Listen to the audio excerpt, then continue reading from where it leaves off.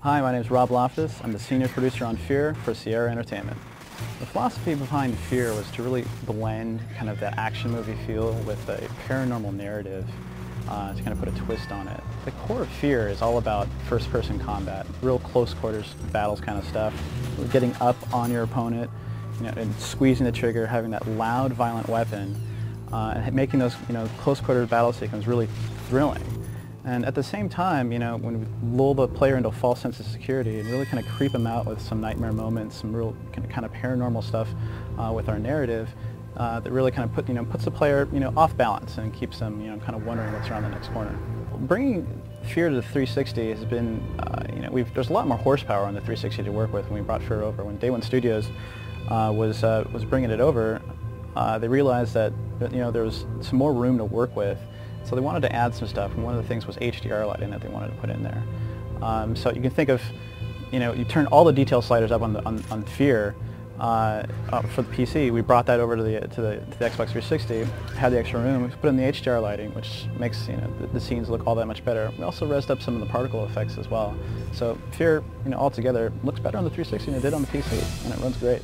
It also sounds better too with things like 5.1, and you get to sit on the couch, play F.E.A.R. in high def, and hear all the sounds all around you. Definitely. I think that's one of the challenges of bringing an FPS to the console. You think you don't have the mouse and keyboards, you lose a certain amount of precision in the control.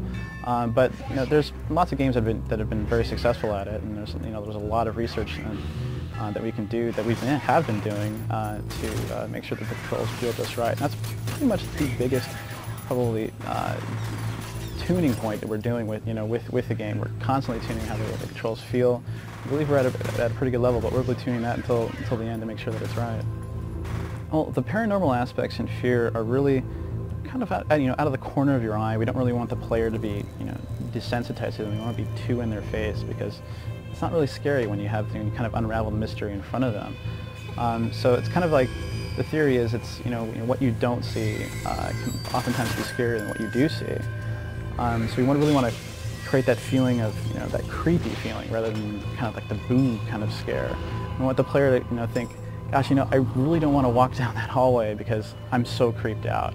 But at the same time, there's going to be larger moments that we'll use to kind of advance the narrative. They're calling them nightmare moments. And those are a big payoff. There's usually like, a real either gory visual or something that's that definitely is kind of shocking and really sticks in the player's mind and helps advance the story at the same time. F.E.A.R. takes place a few years in the future, so we can take a little bit of liberty with the kind of weapons that you have access to. One of them being the particle rifle that kind of sizzles the flesh off of your enemy. So obviously, at least I don't know if there's anything like that in present day, but it could happen a few years in the future. Another one of the weapons is the penetrator, which actually fires like a big spike about that big. And actually, you can spike somebody to the wall and just leave them there. It's great. That works in multiplayer as well. What F.E.A.R. stands for is First Encounter Assault Recon. And basically what they are is they're an elite special forces unit that's tasked with combating paranormal threats to national security. And you as the player are tracking down somebody by the name of Paxton Fettel. And now Paxton Fettel he's kind of the next generation battlefield commander, and he has a psychic link to his troops. He kind of goes mad and escapes from his government handlers, and they call in the F.E.A.R. team to investigate and track him down and bring him back. Now F.E.A.R. follows the story of the player basically hunting him down and trying to catch up with him, and learning about the mythology as he goes through it.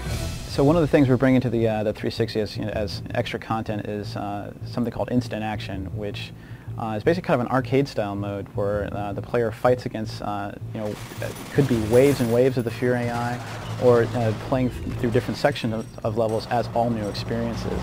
And what we do is we track a number of metrics as the player is progressing through those scenarios, kind of like their accuracy and number of enemies killed and their time and various other things. We give them a score, and then they take that score at the end and they can upload it to Xbox Live so you can see who the best F.E.A.R. player is worldwide. Although I have to be a little vague about multiplayer at this time, F.E.A.R. will definitely be supporting Xbox Live, and there'll definitely be some multiplayer action that you guys can check out on F.E.A.R. So F.E.A.R is all about sequences of thrilling first-person combat. It's all about close quarters battles with loud, violent weapons, and it's coming your way this November.